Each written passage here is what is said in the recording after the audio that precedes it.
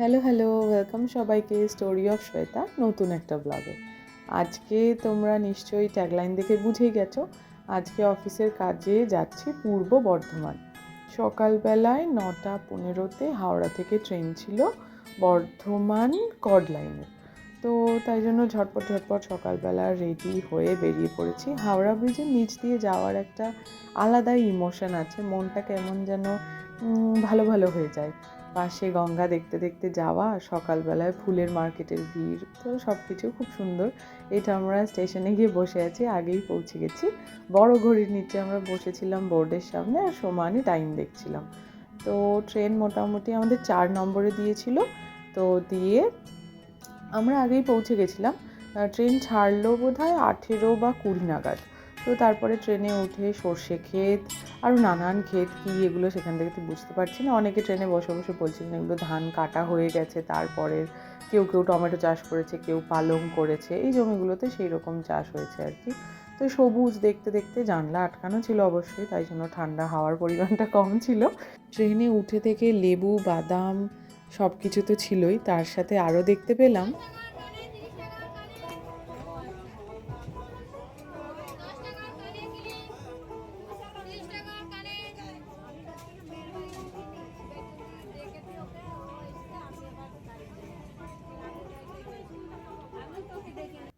এই সব কিছু সাথে নিয়ে প্রায় বোধহয় 10:30 নাগাদ গিয়ে পৌঁছলাম জৌগ্রাম স্টেশনে।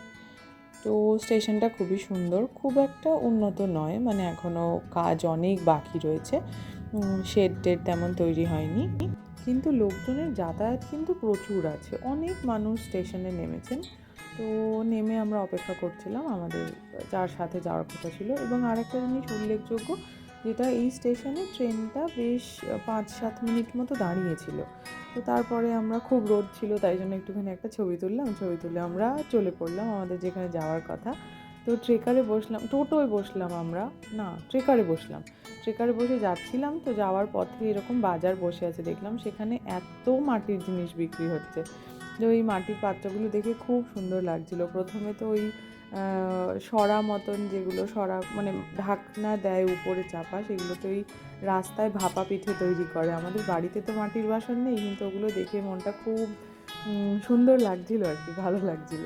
যাই হোক, এই বাজার টাজার দেখতে দেখতে ট্রেকারের পিছনে বসে প্রচণ্ড ঝাঁকুনি হচ্ছে রাস্তায়।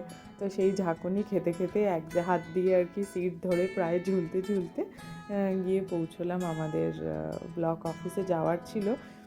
তো সেই ব্লক অফিসে আমরা গিয়ে পৌঁছলাম, সেখানে সমস্ত কাজকর্ম সেরে সব কথাবার্তা বলে এবার আমরা দেখলাম বাইরে এক কাকা দাঁড়িয়ে মুড়ি মাখা বিক্রি করছে। তো মুড়ি মাখা খেতে গেলাম, 20 টাকা নিল এক প্যাকেট মুড়ি মাখা, কিন্তু মুড়ি মাখায় আলু নেই। তো আমরা বললাম, তুমি যদি আলু না দাও তাহলে একটু ভারী হবে কি করে, খুব একটা রিচ করবে না, ঝাল তেমন দেবে না, হালকা করে মুড়ি মেখে দাও। এবার কাকা বলল, তোমাদের কলকাতার লোকেদের সবেতেই আলু চাই, ভাতে আলু, তরকারিতে আলু, ঝোলে আলু, সেদ্ধ আলু, ভাজা আলু, এইখানে এত আলু খায় না, বর্ধমানের লোকেরা এত আলু খায় না, বলে কি হাসি। তারপরে খেয়ে আবার বলছে, দিয়েছে মুড়িটা, দিয়ে বলছে যে টেস্ট করে বলো মুড়িটা ঠিক আছে কি না। আমরা আবার বলছি ঠিক আছে, মুড়ি এই দাওনি ওই দাওনি, নানান বক্তব্য দিয়ে ঠিক আছে, কিন্তু স্পাইসি মুড়িটা। আমরা খানিকটা খেয়ে শেষ অবধি আর খেতে পারিনি। এই কাকা বিভিন্ন রকমের আলু নিয়ে নানান বক্তব্য দিচ্ছে। যাই হোক, সেই ব্লক অফিসের কাজ সেরে এবার প্রচুর সর্ষে ক্ষেত, এই সময়টা সর্ষে হওয়ার তো, আর সর্ষে ফুলগুলো এমন সুন্দর হয়ে রয়েছে, হলুদ হলুদ ভর্তি হয়ে রয়েছে, খুব সুন্দর লাগছে দেখতে। তো সেখান থেকে কাজ সেরে আমরা আবার একটা কে যাবে, কিভাবে যাবে, টোটো জিজ্ঞেস করতে করতে একটা টোটো পেলাম। আমরা এবার একটা স্কুলে যাচ্ছিলাম ভিজিটের জন্য। এইখানে না প্রচুর আলুর চাষ হয়, এই সমস্ত সবুজ যেগুলো, মানে যেগুলো চাষ হয়ে রয়েছে খেতে, এগুলো সব আলু হয়ে রয়েছে। তো বর্ধমানে প্রচুর আলু চাষ দেখে এসেছি। আমরা এই স্কুলটায় গেছি, বাণীনিকেতন বলে যে স্কুল, এটা একটা কোয়েড স্কুল, কিন্তু স্কুলটা এত সুন্দর, খুব সুন্দর করে, দেখো ছবিগুলো আসবে, খুব সুন্দর করে ওরা কিচেন মানে ওদের একটা গার্ডেনিংয়ের ওপর নম্বর বা কিছু থাকে এখন বাচ্চাদের, তো খুব সুন্দর ফুলের গাছ, সবজি, বেগুন গাছটা চাষ করে রেখেছে, মাটি তৈরি করে রেখেছে, কী ভালো লেগেছে। তো যাই হোক, সেই স্কুলে স্যারদের সাথে বাচ্চাদের সাথে কথা বলে খানিকটা সময় কাটিয়ে আবার একটা টোটো ধরে আমরা উঠে পড়েছি, আর একটা স্কুলে যাচ্ছি ভিজিটের জন্য। এই স্কুলটা হচ্ছে মহিষগড়িয়া বলে জায়গাটা, সেইখানে। তো বেশ খানিকটা পথ, আর যতই রোদ থাক বাবা, ঠান্ডা যা হাওয়া, আসলে এত সবুজের হাওয়া তো আমরা পাই না, ফলে এই হাওয়ার একটা আলাদাই ঠান্ডা আছে।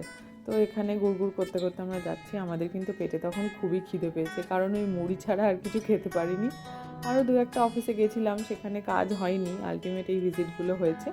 এইটা মহিষগড়িয়া স্কুল, এখানে আমরা ভিজিট করেছি, কথাবার্তা বলেছি। এই সময়টা স্কুল ছুটি হওয়ার সময় ছিল প্রায়।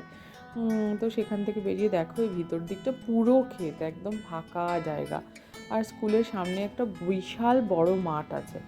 যাই হোক, খুবই সুন্দর অভিজ্ঞতা। এবার আমাদের ফেরার পালা। তো আমরা অপেক্ষা করছি যে কী পাবো, কিসে উঠবো। তো এলো একটা বাস, টোটো ট্রেকার করতে করতে একটা বাস এলো। তো সেই দূরের বাসের মতন, কিন্তু অদ্ভুত। আমাদের এখানে আমরা এরকম বাসে তো উঠি না, বেশ মানে নতুন অভিজ্ঞতা, সুন্দর লাগছে। সে একজন কাকিমা মতন সে উঠতে যাচ্ছে, একটা বাচ্চা এসে তাকে জলের বোতল দিয়ে যাচ্ছে দোকান থেকে। এখানে ফল কিনেছে, কন্ডাক্টর দোকান থেকে ফলের প্যাকেট হাতে তুলে নিচ্ছে। আতিথেয়তাটাই আলাদা, স্ট্যান্ডে দাঁড়িয়ে ওকে ডেকে ডেকে তুলছে, ব্যাগ তুলে দিচ্ছে, মানে আলাদাই রকম। যাই হোক, খুব সুন্দর লাগে এই অভিজ্ঞতাগুলো। তো দেখতেই পাচ্ছ আমি প্রচুর কান টান মাথা মুড়ে ঝুপনি করে রাখার চেষ্টা করেছি, কিন্তু কোনো লাভ নেই। সারাদিন এই মাটির ধুলো আর মানে গ্রামের হাওয়া খেয়ে আমার কান গলা টোটাল এফেক্টেড।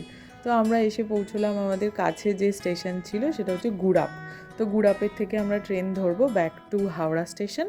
তো আমাদের ট্রেনের 4:08 বোধহয় ট্রেন ছিল, আমরা সেই ট্রেনটাই ধরার চেষ্টা করলাম। ওই পিছন দিকে স্টেশনটা হচ্ছে মেন লাইনের স্টেশন।